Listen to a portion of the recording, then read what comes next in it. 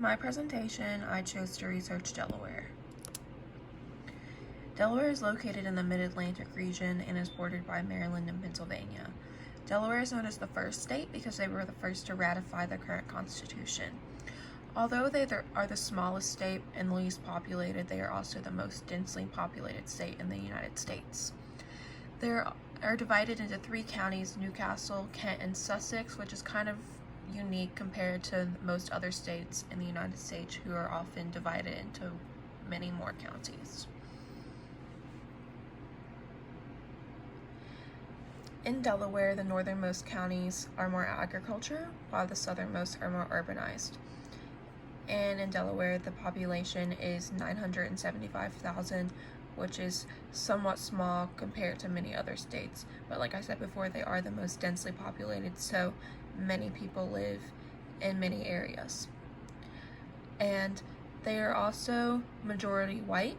68.9% of the population is white Americans compared to other percentages being minorities. So like you can see here, 21% of the population is African American and only 3% are Asian American. They are also house the 9th largest number of millionaires per capita, so they're a pretty wealthy state. Delaware has a similar government makeup to many other states. They have 3 branches of government: legislative, executive, and judicial, and their current constitution was adopted in 1897. The legislative branch houses the Delaware General Assembly, which is the House of Representatives, which holds 41 members, and the Senate, which has 21 members. And the Senate responsibility also must confirm nominations presented by the governors. And the House is elected for 2-year terms, and Senate is elected for 4-year terms, and they meet in the state capitol like many other states. The judicial branch has many courts. The Supreme Court only sees the most necessary cases. The Delaware Superior Court is the state's trial court of jurisdiction. The Court of Chancery is actually kind of unique to the state because they're one of the last remaining corporate affairs and equity dispute courts, which is why a lot of companies are incorporated in Delaware. And then family courts are just see domestic disputes, and Court of Common Pleas see the remaining civil and criminal cases.